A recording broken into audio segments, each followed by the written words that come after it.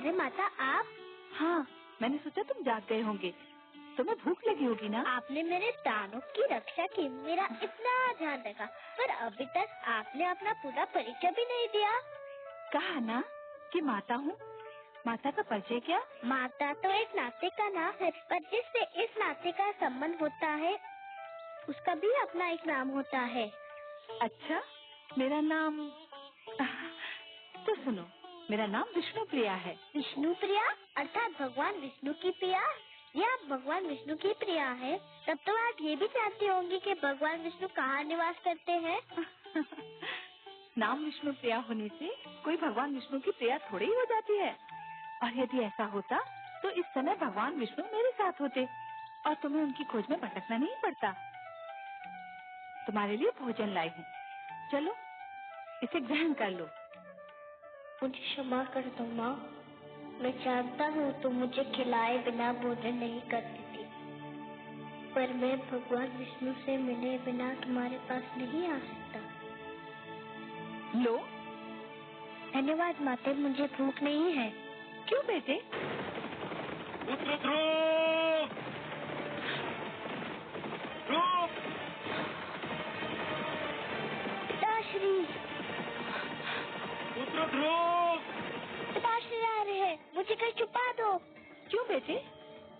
पिताश्री जा रहे हैं, मुझे देख लिया तो मुझे घर पकड़ ले जाएंगे।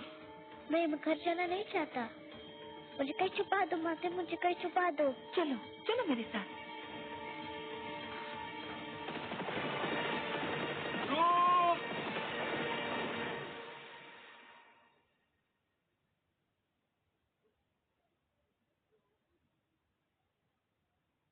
राजा तू कहाँ चले गए हैं माते? जहाँ भी गया हो, तुझे क्या करना है? मेरे लाल, जिस दिन तेरा जन्म हुआ था उसी दिन मैंने स्वप्न संजो लिया था कि राज मुकुट सिर्फ तेरे ही सर पर रखा जाएगा। उसी दिन मैंने मन में ठान ली थी कि राज सिंहासन पर सिर्फ तू ही बैठेगा, चाहे उसके लिए मुझे कुछ भी करना पड़े। भगवान की अपार कृपा है कि मुझे कुछ नहीं करना पड़ा। ध्रुव स्वयं ही चला गया। तेरी राह का एक ही कांटा था, वो भी दूर हो गया। परंतु पिताश्री तो उन्हें ढूंढने गए हैं। ढूंढने नहीं गए हैं पुत्र, ढूंढने का स्वांग रचा रहे हैं। नहीं तो संसार कहेगा कि पिता को पुत्र की चिंता ही नहीं। वास्तव में वो प्यार तो तुझसे करते हैं, और वो भी इसलिए कि तू मेरा पुत्र है। अब शीघ्र ही भोजन समाप्त कर ले, हमें बहुत से कार्य करने हैं।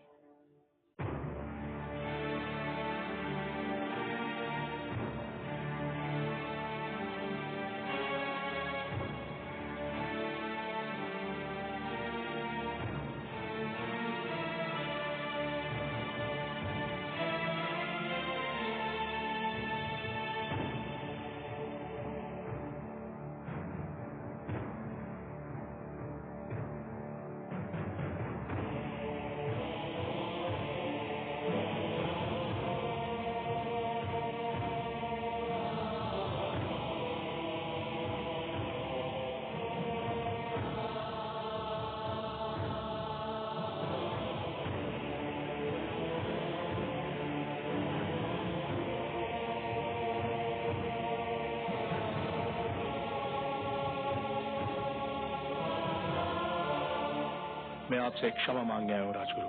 क्षमा? मुझसे क्षमा? किस बात की क्षमा? मैं क्षमा मांगने आया हूँ राजगुरु अपने उस भूल की कि मैंने आपका परामर्श ठुकरा दिया।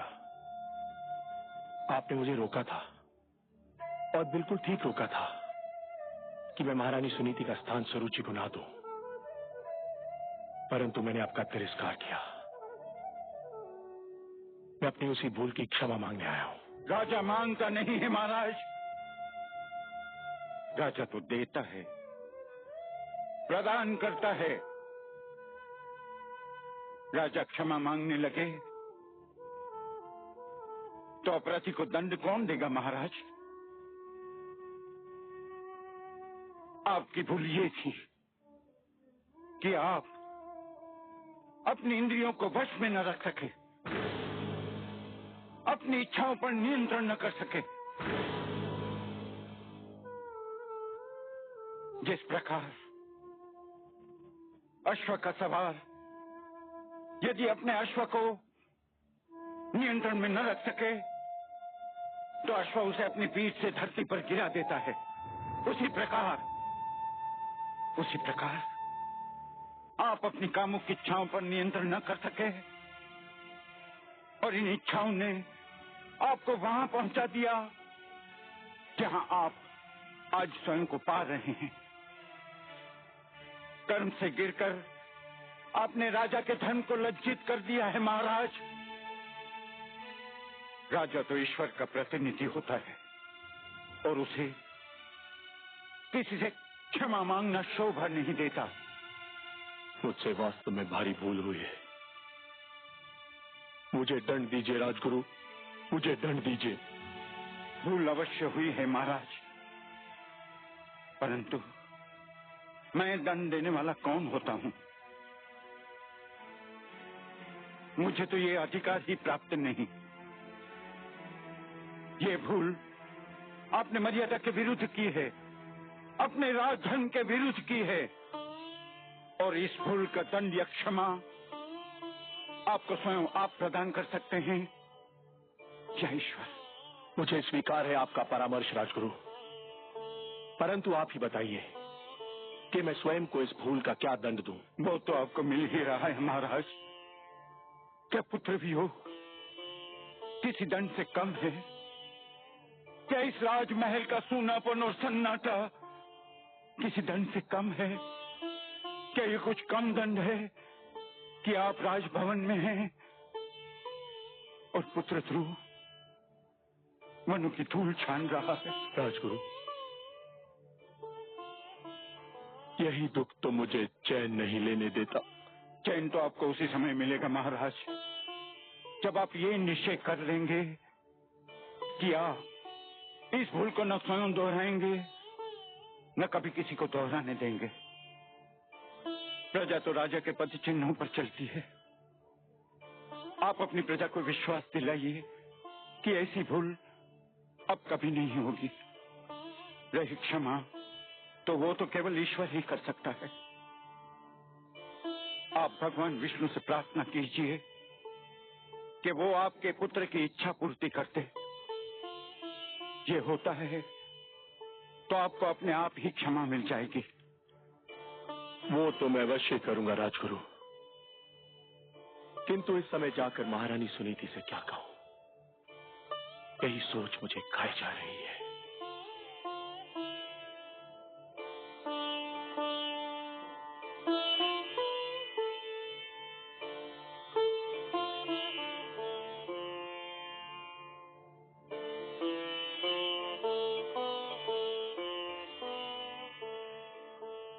कुछ तो खा लीजिए महारानी जी। इसे ले जाओ दासी, मुझे भूख नहीं है। कब तक आप भूखी रहेंगी महारानी जी? कुछ तो खा लीजिए ना। कैसे खाऊं? न जाने मेरे ध्रुव ने कुछ खाया होगा कि नहीं।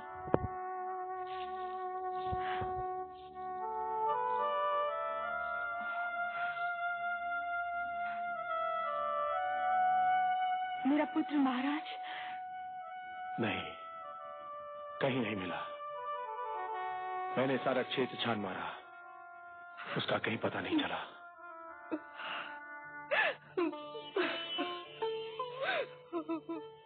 सुनीति, ये सब मेरा ही किया धरा है। दिग्विजय उतानपाद अपने अनंतपुर में पराजित हो गया। सरुचि के मोह जाल में आकर हमने आप पर और अपने पुत्र ध्रुव पर बड़ा ही अन्याय किया है। ऐसा ना कहे महाराज, ये सब मेरे भाग्य का खेल है। एक बार और चेष्टा करके देख लेते हैं। इस बार मैं भी आपके साथ चलूंगी। वनों में, पहाड़ियों में, घाटियों में, हर जगह उसे पुकारूंगी। कभी तो सुनेगा अपनी माँ की करुणा भरी पुकार, कभी तो सुनेगा। एक महारानी होकर आप भटकती फिरे। नहीं, ये उचित नहीं है। महारानी सुनीति कदापि उचित नहीं है। एक महारानी के लिए उचित नहीं, एक माँ के लिए तो उचित है। उधर ठोकरे खाता फिर रहा हो तो माँ को महल में चैन कैसे मिलेगा? देर हो गई तो वो उनसे और दूर चला जाएगा। चलिए महाराज, चलिए।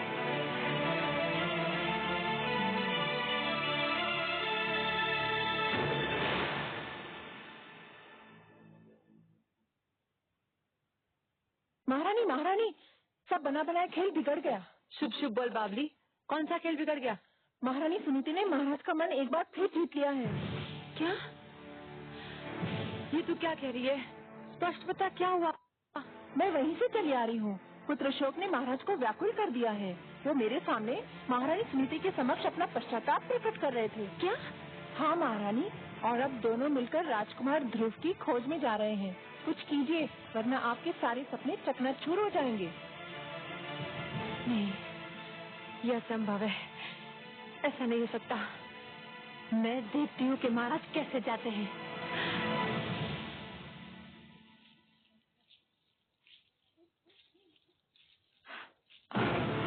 आप कहाँ जा रहे हैं महाराज? क्यों?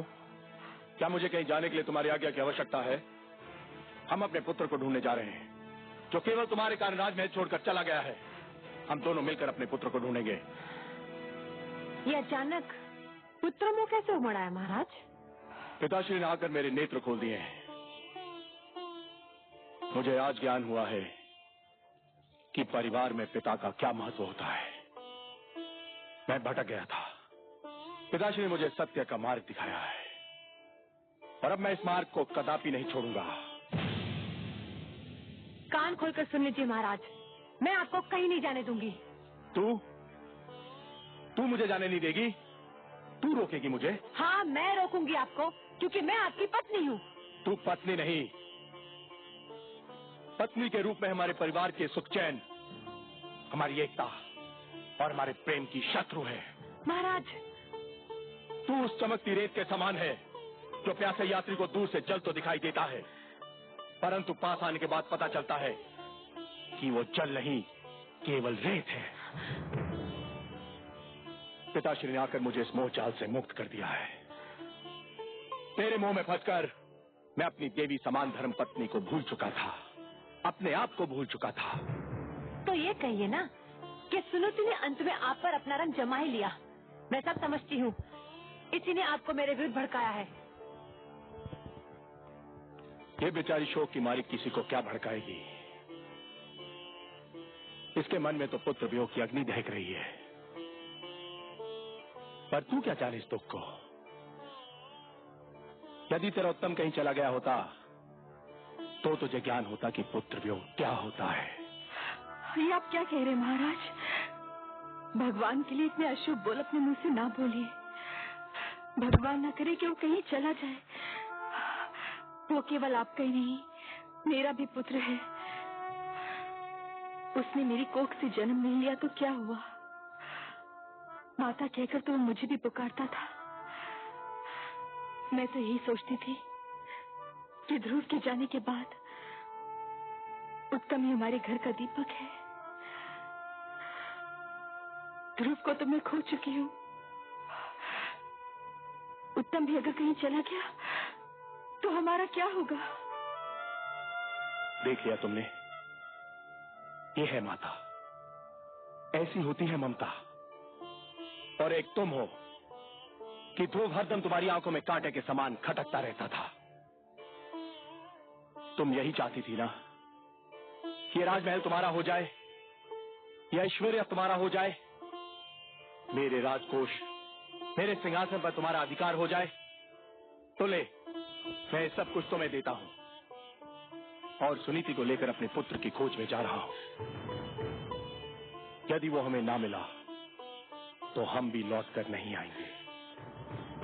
तू बिठा ले अपने पुत्र को राज सिंहासन पर।